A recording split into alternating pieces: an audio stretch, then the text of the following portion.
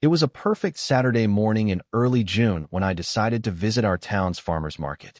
The sun was shining brightly overhead, casting a warm golden glow over the colorful array of stalls that lined the community park.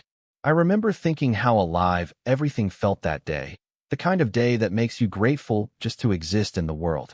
The farmer's market had become something of a weekend ritual for me over the past few months. There's something deeply comforting about walking among local vendors, seeing familiar faces, and connecting with the people who actually grow your food. I think in our increasingly digital world, these authentic human interactions have become all the more precious. As I wandered through the market that morning, I took in all the sensory details that make these places so special. The air was filled with a medley of aromas: fresh bread from the local bakery, fragrant herbs from the plant nursery stall, and the unmistakable sweetness of seasonal fruits.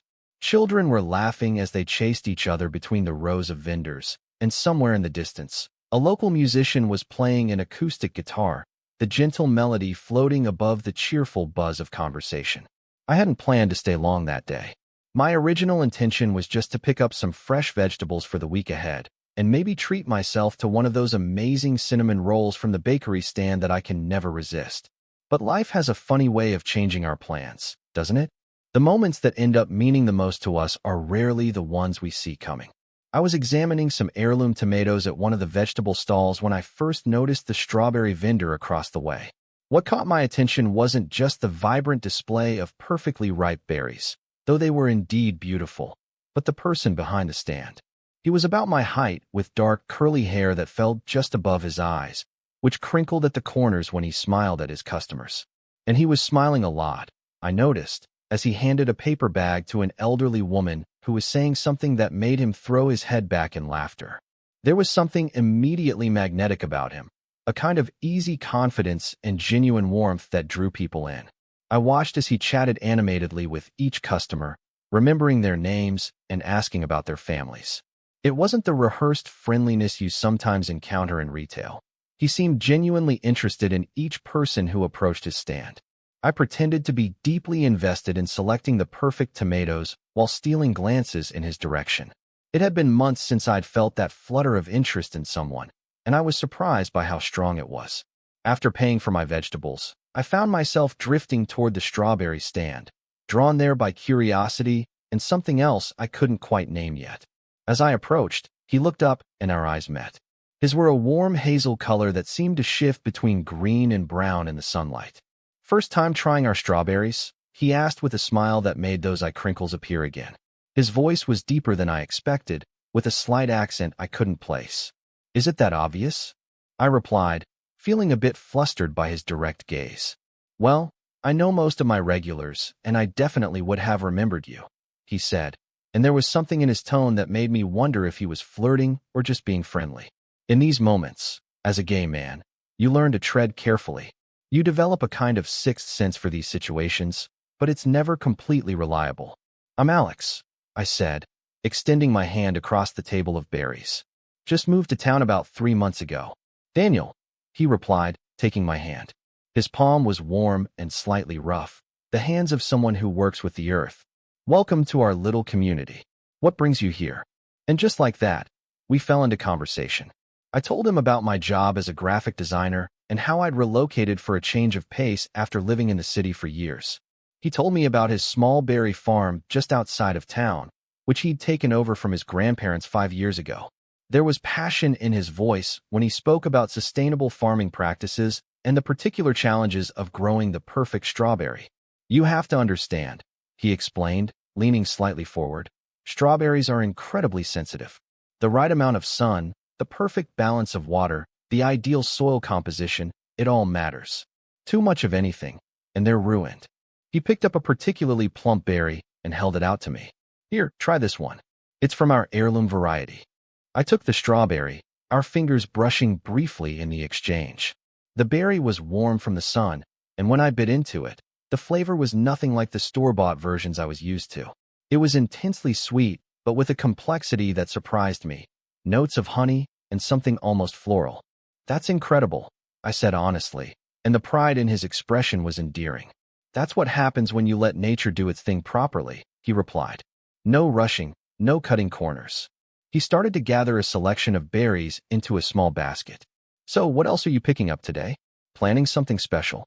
We continued chatting as he helped other customers, and I found myself lingering much longer than I'd intended. There was an ease to our conversation that felt rare, the kind where you lose track of time and suddenly realize you've been talking for an hour about everything and nothing. We discovered shared interests in hiking and old jazz records, and he laughed at my terrible attempts at gardening stories. You know, he said after a while, I'm usually here every Saturday, but I also do a midweek market on Wednesdays in Riverdale. It's smaller, more laid back. There was a question in his eyes that he wasn't quite asking directly. I might have to check that out, I replied, trying to sound casual while my heart was doing something decidedly not casual in my chest. I work remotely on Wednesdays. His smile widened. Well, I always bring the best berries on Wednesdays. Just saying. It was around this time that I noticed the change in the air. The pleasant warmth of the morning had given way to a sudden coolness, and the bright blue sky was now marbled with dark clouds moving in from the west. Several vendors were glancing upward with concerned expressions. Looks like the weather forecast was right for once, Daniel said, frowning slightly. They mentioned possible storms this afternoon. He started to rearrange his display, moving some of the berries under the awning of his stall. I should have taken that as my cue to leave, to thank him for the conversation and the strawberries, and head home before the rain started. But something kept me there. Maybe the hope of extending our conversation just a little longer, or maybe some subconscious awareness that something important was unfolding. The change happened with startling speed. One moment, there was just a slight breeze, and the next, the wind picked up dramatically, sending napkins and paper bags swirling through the air. The temperature dropped several degrees in what felt like seconds. The musician across the way hastily packed up his guitar as the first fat raindrops began to fall. This doesn't look good, Daniel said, his expression growing more concerned as he looked at the rapidly darkening sky. He began quickly packing his berries into plastic bins with practiced efficiency. Around us, other vendors were doing the same, some already covering their products with tarps or breaking down their stalls entirely. Then came the sound, a strange pattering that quickly grew louder. At first, I thought it was just heavy rain, but the expressions of alarm around me suggested otherwise. I looked up just as the first pieces of hail began to fall among the raindrops, small at first, but quickly growing to the size of marbles. Take cover, someone shouted from across the market, and suddenly everything was chaos. Customers ran for their cars or the nearby community center, while vendors rushed to protect their products and themselves. I stood there for a moment, frozen in indecision. My car was parked on the far side of the park, and the hail was coming down harder now, stinging as it hit exposed skin. Before I could decide on a course of action, I felt a hand grab mine. Come on, Daniel shouted over the noise of the hail hitting the canvas roof of his stall. Without waiting for my response, he pulled me behind the counter of his stand, and then further back, into a small enclosed space created by the stall structure and several large plastic bins. It was cramped, but offered protection from the increasingly violent hailstorm. Sorry for the manhandling, he said, his face just inches from mine in the confined space. But those were getting big enough to hurt. As if to emphasize his point, a particularly large piece of hail hit the canvas above us with a loud thwack. No, thank you, I replied, suddenly very aware of our proximity. My head appreciates not being used as a golf ball. He laughed, and in that small space, I could smell the faint scent of earth and something citrusy, maybe his shampoo or soap. Not exactly how I imagined spending my Saturday, he said, shifting slightly to make more room for me. Hiding behind a strawberry stand during a freak hailstorm wasn't on my agenda either, I admitted. But the company's not bad. Our eyes met in the dim light, and there was a moment of silence that felt charged with something neither of us was saying out loud. The sounds of the storm created a strange cocoon around us, the rhythmic drumming of hail on canvas, distant shouts, and the occasional crash as something was knocked over by the wind. So, he said finally, is this weird enough to count as a memorable first meeting, or should we aim for something more dramatic next time? Maybe a tornado or a flash flood. I couldn't help but laugh. I think this qualifies as sufficiently memorable, though I'm curious what would top this. Well, he replied with a mischievous glint in his eye, I could tell you about the time I had to rescue a customer from a swarm of bees that went crazy for my honey samples. Or there was the Great Tomato Fight of 2019, but that's a story that requires at least a bottle of wine to tell properly. Now you're just showing off, I teased, and our laughter mingled in the small space, creating a bubble of warmth amid the chaos outside. As we waited out the storm, our conversation deepened in a way that sometimes happens when you're thrown into unusual circumstances with someone. We talked about our families, his supportive parents who had initially been skeptical about his decision to take over the family farm, but now proudly bragged about their son's organic berries to anyone who would listen. My more complicated relationship with my father, who had taken time to accept my sexuality, but was now making genuine efforts to understand.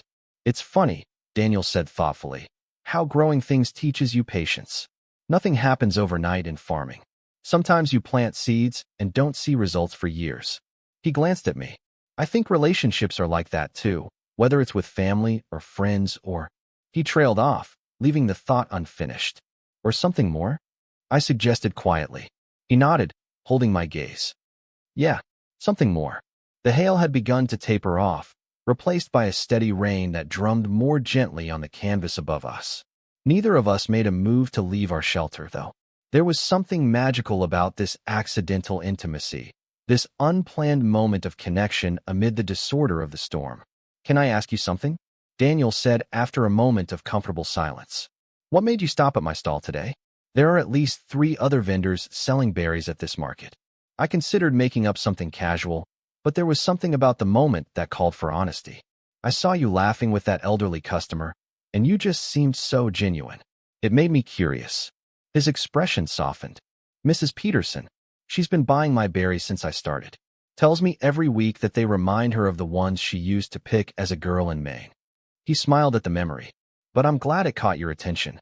A particularly strong gust of wind shook our shelter, causing us both to instinctively move closer together. My hand brushed against his, and neither of us pulled away. His fingers tentatively intertwined with mine, and I felt my heart rate quicken. I should probably check on my berries, he said softly, but he made no move to let go of my hand. Probably, I agreed, equally motionless. And then, with the rain creating a soundtrack around us and the smell of fresh strawberries filling the small space, he leaned forward. It was a question, not yet an action, his eyes searching mine for permission. I answered by closing the distance between us. His lips were soft and tasted faintly sweet, like strawberries, of course.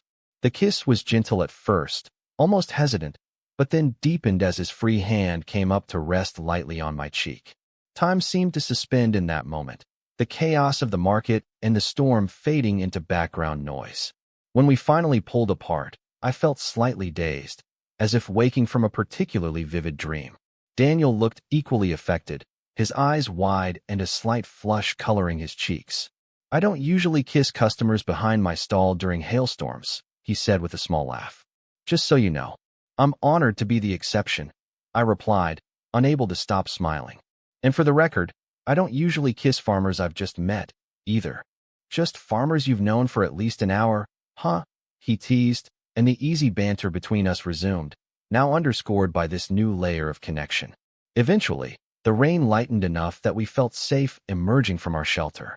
The farmer's market was a mess. Several stalls had been damaged by the hail and wind, and many vendors were already packing up to leave. Daniel's strawberry display had survived relatively intact, thanks to his quick action in covering the most vulnerable berries. We worked together to salvage what we could, and I stayed to help him pack up his truck. The atmosphere between us had changed, charged now with possibility and a kind of delighted surprise at the unexpected turn the day had taken. As he closed the tailgate of his truck, Daniel turned to me with a more serious expression. So, about Wednesday in Riverdale. I'll be there, I said without hesitation. What time? His smile returned, brighter than before. The market opens at 10, but I'm usually set up by 9:30. He pulled out his phone. Maybe we could exchange numbers? Just in case there's another weather emergency, of course. Of course, I agreed solemnly. Purely for safety reasons. After exchanging contact information, there was a moment where neither of us seemed to know quite how to say goodbye. It was Daniel who finally broke the silence. You know, he said, reaching into one of his bins and pulling out a small basket of particularly perfect strawberries. These are the best ones from today. I was saving them for something special. He handed me the basket, our fingers brushing in the exchange. I think this qualifies. The gesture was so simple, but felt profoundly meaningful. Thank you, I said, knowing the words were inadequate for the warmth spreading through my chest. As I walked back to my car, strawberry basket in hand, and the taste of berries still lingering on my lips, I couldn't help but smile at the unexpected turn my ordinary Saturday had taken. What had started as a routine trip to the farmer's market had transformed into something I knew I would remember for years to come. That night, as I added some of Daniel's strawberries to a glass of champagne I had opened to celebrate nothing in particular except perhaps new beginnings, I found myself thinking about the strange alchemy of chance encounters. How a sudden hailstorm had created the perfect conditions for connection. How the taste of strawberries would forever remind me of that moment behind the stall, when possibility hung in the air as tangibly as the scent of rain. Wednesday couldn't come soon enough. And in the meantime, I had berries that tasted like promise and the lingering sweetness of a kiss that had happened exactly when it was meant to. Sometimes, it seems, the most beautiful things grow from unexpected storms. Total _char_count, 17,836.